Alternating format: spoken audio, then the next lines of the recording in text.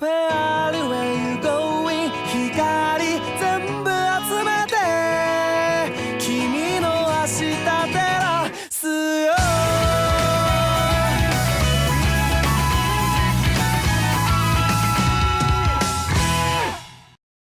Hey guys, Workhorse here. Welcome back to my series Good Enough, where we basically learn to be okay at healing because no one else wants to heal and you are the poor sap that got stuck with it.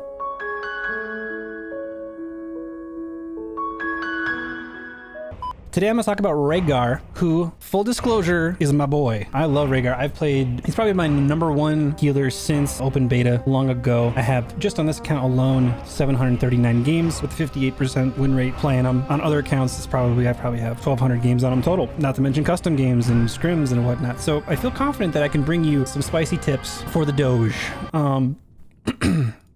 That's probably okay intro. My favorite go-to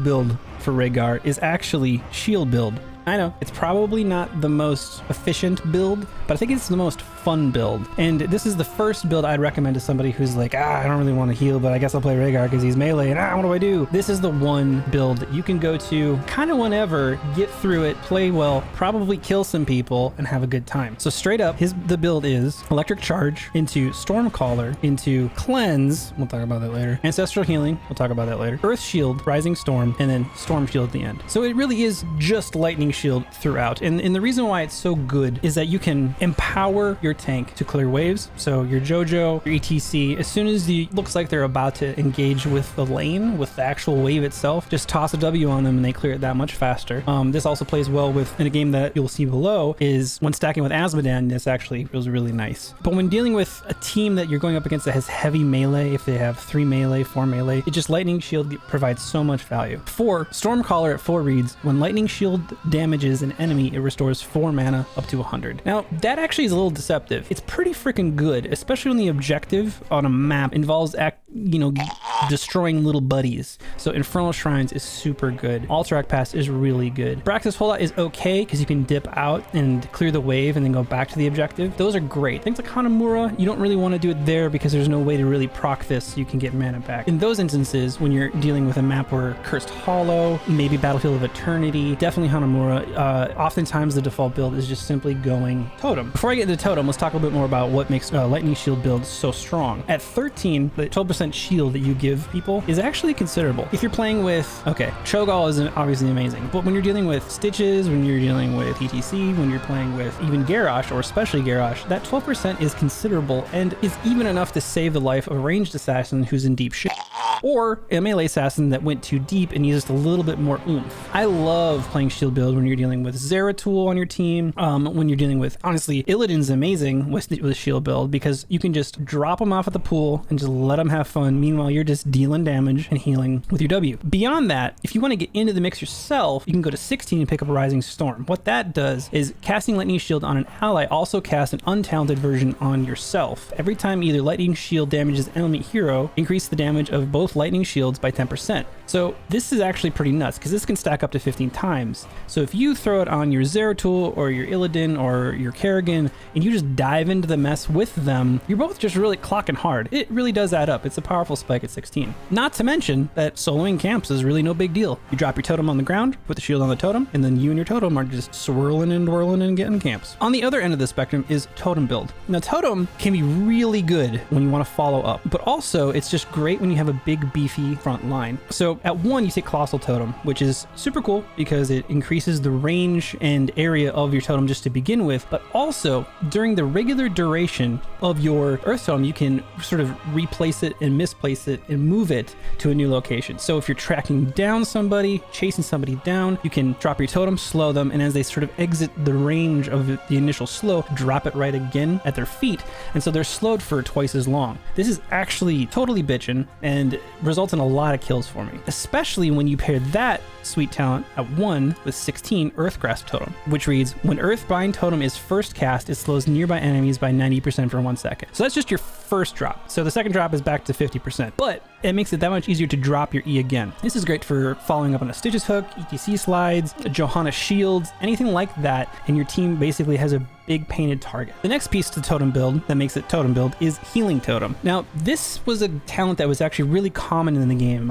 Heroes like Tyrande had it. It is basically just a percentage heal on a relatively short cooldown. Most heroes, most healers in the game had a 60-second cooldown for this. Rhaegar always had 30 because he's a shaman. So a 30-second cooldown that costs no mana. You drop it in a bush, a little circle comes around, you heal everybody within for 2% of their maximum health for 10 seconds. So that's a 20% heal over time, obviously, and the totem itself can be destroyed. But if you have a big beefy beefcake frontline, it's actually awesome. If you can place it well, place it in a way that's sort of hidden, place it in a spot that is not super predictable but still reaches your teammates, you can get a lot of value. All the 20-minute games that I cross 100, 110, 120k in heals, it's because of Healing Totem. After taking Healing Totem at 4 for Totem build, take Cleanse at 7. Cleanse is my biggest thing. If you watch my stream, I say it time and time again, Cleanse is the best talent in the game. It saves lives, enables kills, it gets you out of trouble, it gets your teammates out of trouble. It's really just the best thing. So when taking Cleanse, or when you're looking at 7, you just kind of gotta take Cleanse. You can also take Earthbind Totem if you're feeling not confident in your ability to cleanse or pre-cleanse or save your teammates. And what Grounded Totem says is increase the health of Earthbind Totem by 100%. That's great. You're allowed to absorb more shots from a tower, which is amazing. Side note, if you drop your totem, in front of a tower, the tower will prioritize that before it hits your teammate. So sometimes if you need to skirt around a totem, if you need to secure a kill diving a tower, Totem is the thing to drop. The second part of that talent is enemy heroes who are slowed by Earthbind Totem also have their attack speed slowed by 40%. That's cool. That's fine. It's really actually just increasing the health pool of the totem that I think is actually particularly spicy. At 13 in Totem build, you take Tidal Waves. There's value everywhere on this talent tier, but Tidal Waves is great because it reduces Chain Heal's cooldown by 0.75 seconds for each hero healed. It reduces its mana cost from 55 to 40. That adds up. You are not getting the mana return from Stormcaller for Lightning Shield at 4. You're kind of getting that refund a little bit on Healing Totem for free heals, but at 13, you need a little backup. So with Q, it really does provide value, especially throughout a longer game. At 16, we already talked about Earthgrass Totem, and at 20, one of the best things you can do is actually take Rewind. It's totally nuts. Totem, move Totem, Rewind, Totem, move Totem. You're going to slow their entire team. It's incredibly powerful. The last, sometimes used, but not always used, and by not always I mean it's pretty rare, is just full-on wolf build. It's really fun. If you don't feel like getting into the mix and just attacking people with shield build, if you don't feel like kind of being like the heal bot 9000 with Totem build, you can go Wolf Run at 1, followed by Feral Heart at 4, Blood and Thunder at 7, and then all the way up at 16 take Hunger of the Wolf. The whole thing is you're just biting butts whenever you can. This reduces cooldowns of your basic abilities, it reduces cooldowns of your bite in the first place, and your bite actually is pretty good. How your trait Ghost Wolf reads is instead of using a mount, Rhaegar transform into Ghost Wolf. We all know that. But the basic attacks in Ghost Wolf form cause him to lunge at his target and deal 75 bonus damage. So dealing damage using abilities and channeling cancels Ghost Wolf form, yes. However, that one initial big bite or that one final bite can actually secure kills or really help your team engage. Now let's talk about heroics. Ancestral Healing is the go-to. I mean, since Alpha, since the beginning of the competitive scene, Ancestral Healing has been essentially the hallmark, the par, the bar, the whatever you want to call it. All healers have to have an ability, not all, but most healers have to have an ability that rivals Ancestral Healing. It has been the benchmark. It's a 100-second cooldown, so it's epic. You have to use it basically when it needs to. It's your oh shit button. And how it reads is after 1 second, heal an allied hero for 1180 health, which obviously scales throughout the game, but that's that can basically become Vala's health pool. It is the big heal. We can talk about how Alexstrasza has 7 of them, essentially, or how other healers have bigger, fatter heals, but this one is the gold standard, the one that was there at the beginning, the Model T oh shit button. This is your get out of jail free card for not only your teammates, but now for yourself, because they changed the talent so you can self-cast it, which is something that used to happen, was removed, and then brought back just a few months ago. Bloodlust is fun. Bloodlust is great. Bloodlust is used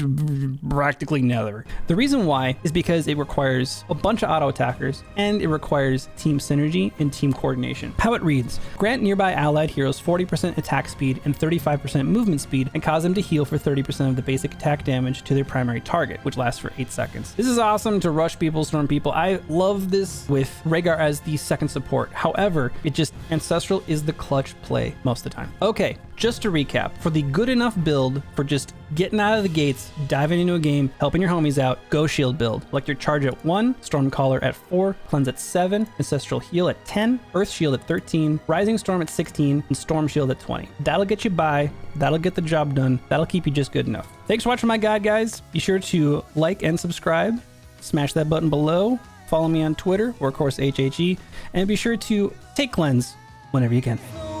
素直に笑顔になれたのは二人寄り添い重ね合った時間があるからフェアルウェイ You go